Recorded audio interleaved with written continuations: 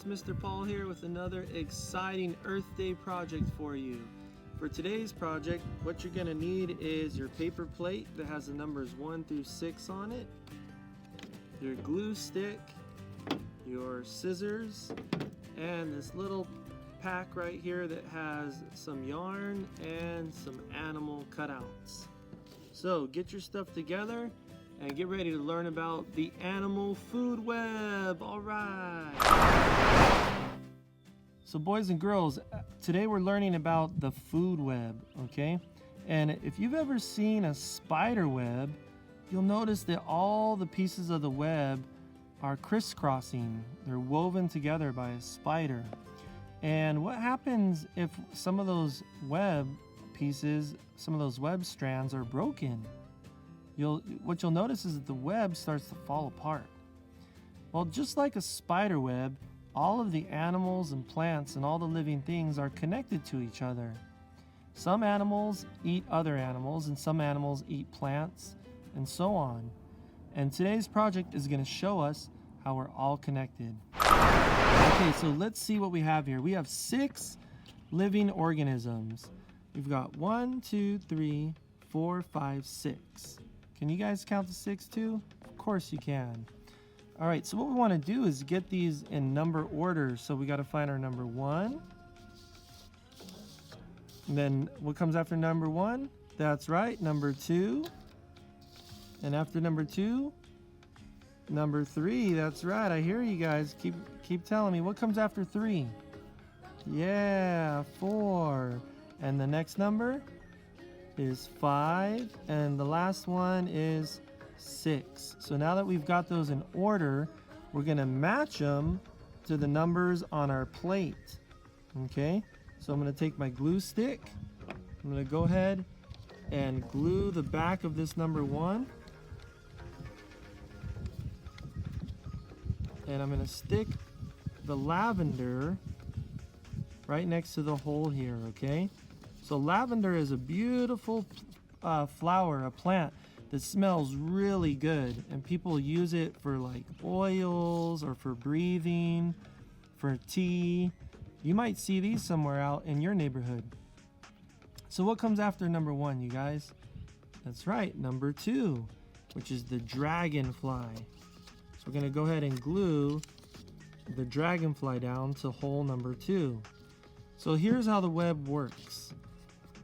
The dragonflies feed off of the lavender flower. Sometimes flies or other bugs might be around the lavender plants, and then the dragonflies will come and eat them. So those are connected. And also the butterflies, they also eat off of the lavender plant. So they're next in line, number 3. So 1, 2, 3. And you know what likes to eat insects? Can you guess which animal likes to eat insects? Is it the red-tailed hawk, the frog, or the rattlesnake? That's right, it's the frog. So the frog likes to eat insects. So we're going from 1, 2, 3 to 4, the frog. And now I gotta find the hole number 4. There it is. So each of these animals have some pretty cool features. The dragonfly can fly forwards, backwards, sideways, up and down. It's the coolest flying insect in the world. And butterflies, they can fly super far. They can fly from Canada down to Mexico and back.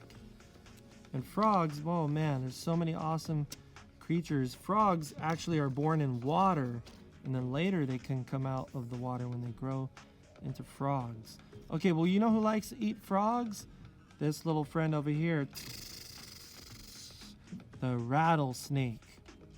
Rattlesnakes are awesome snakes. They have a rattle on their tail, and they'll shake that rattle and let you know, hey, you're getting too close to me. I don't want you to step on me. Get back. So if you ever see a rattlesnake, you got to get away from them right away. Don't bother them because they're very, very poisonous. There's number 5, the rattlesnake. And last but not least, you know who likes to eat the rattlesnake? or any kind of snake for that matter, is the red-tailed hawk. They fly in from the sky way up high and they dive down real fast, boom, and they grab the snakes in their talons and they fly off and eat them.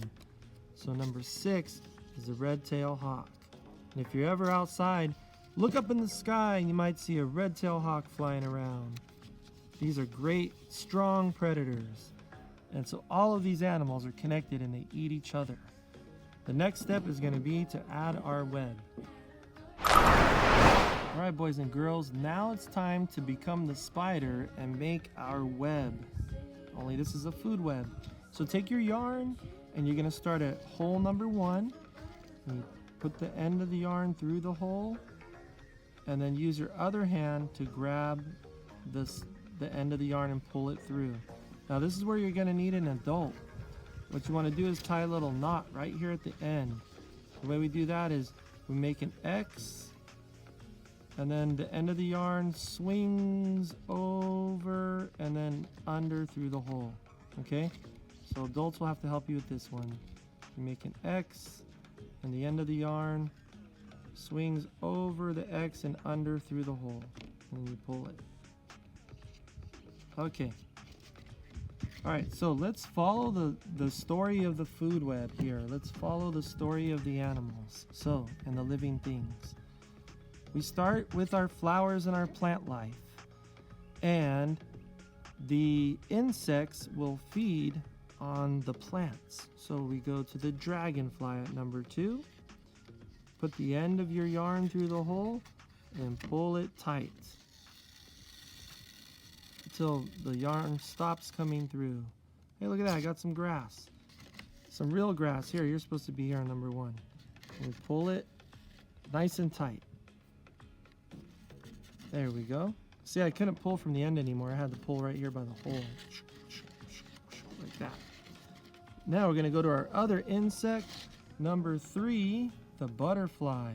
And if the end of your yarn gets really frayed like this, really spread out, you can just twist it again or put a little tape or a little glue on there and it'll help it. Go through hole number 3, pull it, pull it, pull it, and then you may need to grab back here behind the hole and pull some more.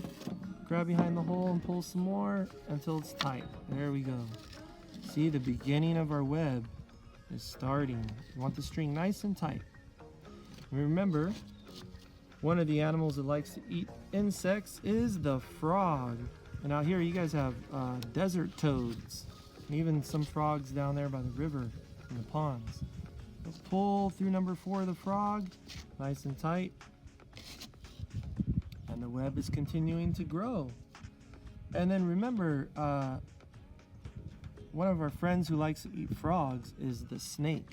This is a rattlesnake, but lots of snakes eat frogs and mice and other small mammals. So let's pull it tight. Pull it tight. There's number 5. Okay. And then last but not least, number 6. The rattlesnake or snakes are eaten by red-tailed hawks.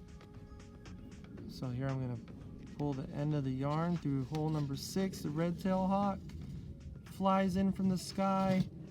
And there we go. Now, the last step here is to tie a knot on this end, nice and tight. This is where you might need the help of an adult again. There we go. And we can cut the extra off. Okay. So there's our web. Look how cool that is. Everything's connected. We have a nice strong web. Now here's the part. What happens if, let's say, we don't know that these plants are good and healthy and useful for us? So here we come over and we put a bunch of weed killer on them. Ah! Get out of here, you plants. I don't want you in my yard. And then we kill off these plants. Now, what are the bugs going to eat? There's nothing for them to eat. So if there's nothing for them to eat, that means this strand is broken between the plants and between, what is it? The insects, the dragonfly, that's right. So now you get to take your scissors and cut that strand because they're no longer connected. There's nothing for them to eat. So we're gonna cut it.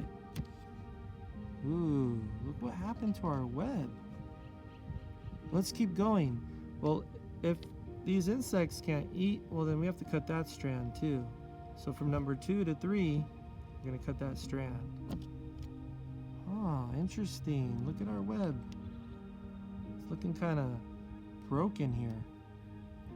Oh man, well if the insects are gone because they don't have anything to eat, well then, who used to eat the insects? Oh yeah, the frog.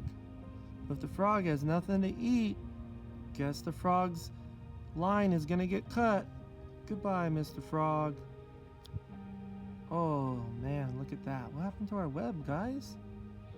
Well, let's keep going. If the frogs are gone and all the little animals that ate the insects, that means the snakes aren't gonna have anyone to eat. So there goes the snake's line. Goodbye, snakes. And what happens if the snakes start disappearing because they have nothing to eat? Well then, our beautiful red-tailed hawks won't have anything to eat. So we'll have to cut their line too. And then, let's take a look at what happened here. Wow, what happened to our web? Are these connected anymore? Are they connected to each other? Is it strong anymore? Look at what happened to our web. It fell apart. All by just removing the plants. So from this lesson, boys and girls, we can see that all living things are connected. And we have to be careful about removing living things. So boys and girls, today we learned about the food web and how all living things are connected. And you'll notice that I was outside today because that's part of our goal is we want to get outside and experience the beautiful nature that surrounds us this special Earth Week. So we want to encourage you guys, take some time today and go outside. See if you can find some of these awesome living creatures out in your environment. And you can do that in your backyard, your front yard, you can go to the park, you can go to the river. There's so many awesome places to visit and explore, especially while we have this great weather. So please, do your part to stay connected in the great food web and do your part to protect all the important parts of your food web. We'll see you guys soon. Happy Earth Day!